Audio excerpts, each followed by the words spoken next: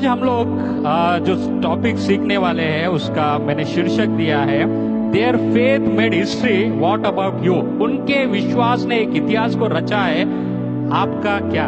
एक व्यक्ति है,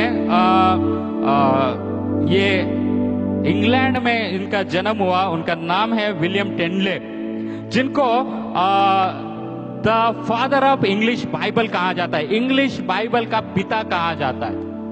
इस व्यक्ति ने क्या किया, विलियम टेंडले ने उस समय तक जब बाइबल केवल हिब्रू और ग्रीक भाषा में उपलब्ध था। विलियम टेंडले ये एक बहुत अच्छा पढ़ा लिखा व्यक्ति था। ऑक्सफोर्ड यूनिवर्सिटी से उन्होंने डिग्रियां हासिल किया था और लगभग 7-8 भाषाएं वो बोलते थे। तो विलियम टेंडले जब विश्वास में आए तो उन्होंने 28 साल की उम्र में उन्होंने बाइबल पढ़ना शुरू किया और ज्यादा वो ग्रीक बाइबल पढ़ते थे।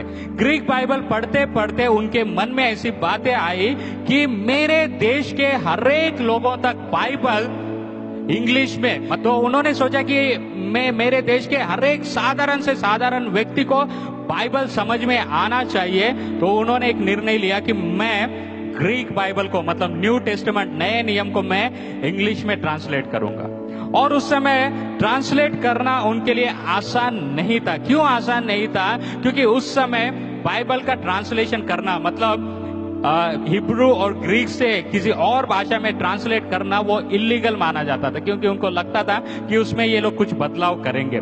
लेकिन विलियम टेंडले एक बहुत अच्छा ग्रीक और हिब्रू के जानकार थे। उन्होंने निर्णय लिया कि मैं बाइबल को हमारे देश के सर्वसाधारण लोगों के समझने के भाषा में उन लोगों को मैं उपलब्ध कराऊंगा। और उन्होंने इस निर्णय को लिया और और उन्होंने उस बाइबल ट्रांसलेशन का काम शुरू कर दिया।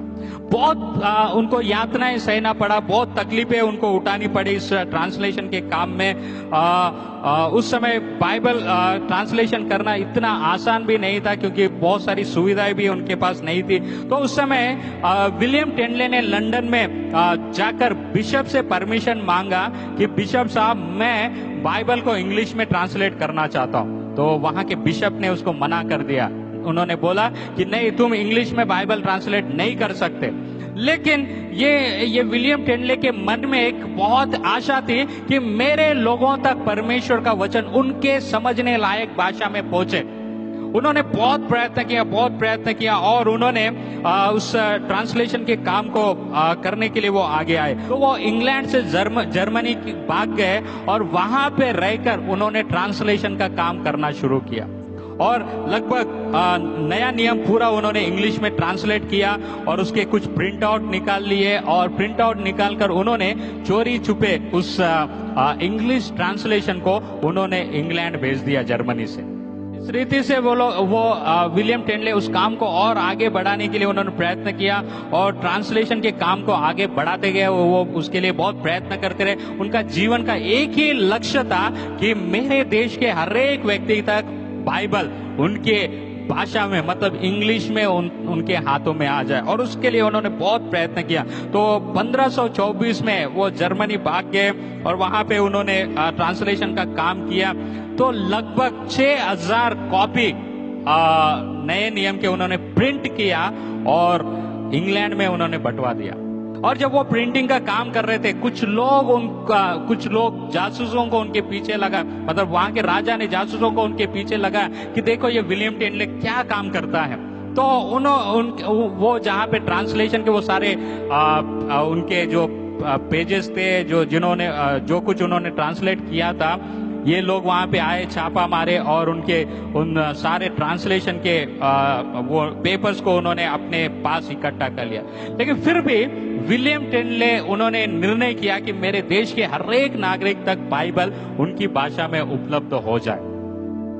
और वो करते रहे और वो उस काम में सफल भी हो गए। जब नए नियम का ट्रांसलेशन हो गया पूरा, तो उन्होंने पुराना नियम ट्रांसलेशन करना शुरू कर दिया और उत्पत्ति से लेके व्यवस्था विवरण तक उन्होंने ट्रांसलेट भी किया था। और वो उस समय एक किताब में नहीं, लेकिन उत्पत्ति 1, निर्गमन 1, लेवी व्यवस्था 1, उन्होंने ऐसा ट्रांसलेशन करके लोगों के पास बांटना शुरू कर दिया। तो इन सब कामों को देखकर वहां के बिशप, वहां के पोप, वहां के राजा जितना हो सके उन्होंने प्रयत्न किया कि विलियम टेनले के कामों को रोके। उन्होंने उनको मारा, सताया, उनको इधर उधर भागना पड़ा, सब कुछ सहना पड़ा उनको, लेकिन उन्होंने अपने कार्य को नहीं रोका। 42 साल के उम्र में उनको वहां के गवर्नमेंट ने पकड़ा और उनको जेल में डाल दिया। और 6 अक्टूबर 1536 में उनको पब्लिक में चौराहे पर उनको खड़ा करके एक लकड़ी से बांधकर उनको लोगों के सामने जिंदा आग से जलाए, उनको आग में जला दिया जिंदा। उनका अपराध क्या था? उनका अपराध यह था कि उन्होंने सोचा कि परमेश्वर का जीवित वचन हर एक व्यक्ति के हाथ में वो पहुंच जाए, उसको समझे, उसको पढ़े। आज हमारे पास जो इंग्लिश बाइबल है, किंग जेम्स वर्जन, ये जो किंग जेम्स वर्जन है, इसका 90% ट्रांसलेशन वो विलियम टेनले के द्वारा किया गया। आज भी उनके ट्रांसलेशन को यूज किया जाता है किंग जेम्स वर्जन में। उन्होंने जब उनको वो लोग जला रहे थे, जब वो लोग उसको मार रहे थे, जिंदा जला रहे थे, तब विलियम टेनले ने एक प्रार्थना किया। उनकी अंतिम प्रार्थना है जो हिस्टोरिकली वो रिकॉर्ड की गई है। उनके अंतिम शब्द ये है, वो प्रार्थना किया कि प्रभु इंग्लैंड के राजा की आंखों को खोल दे। ये उसकी प्रार्थना थी। मेरे प्रियो, आज बहुत सारे लोग हैं जिसको बाइबल पढ़ना उसको अच्छा नहीं लगता। बहुत सारे लोग हैं जिनको हाथ में बाइबल लेकर घूमना अच्छा नहीं लगता। बहुत सारे लोग हैं जिनको बाइबल पढ़ने के लिए समय नहीं होता है। लेकिन आपको एक बात याद रखना चाहिए, ये बाइबल जो आज आपके हाथ में फ्रीली उपलब्ध है या इजीली उपलब्ध है, इसको आपके हाथ में पहुंचाने के लिए कई लोगों ने अपने प्राणों को दिया। कई लोगों ने अपने आप को बलिदान होने के लिए दिया। कई लोगों ने सताओं को सहा, कई लोगों ने यात्राओं को सहा। अगर आपको इस बाइबल को हाथ में लेकर जाने को शर्म लगता है, यदि आपको ये बाइबल आधा घंटा पढ़ने को शर्म लगता है, यदि आपको बाइबल के बातें समझने को शर्म लगता है, तो आपको इस बात पर भी शर्म करना चाहिए कि आप क्रिश्चियन हैं।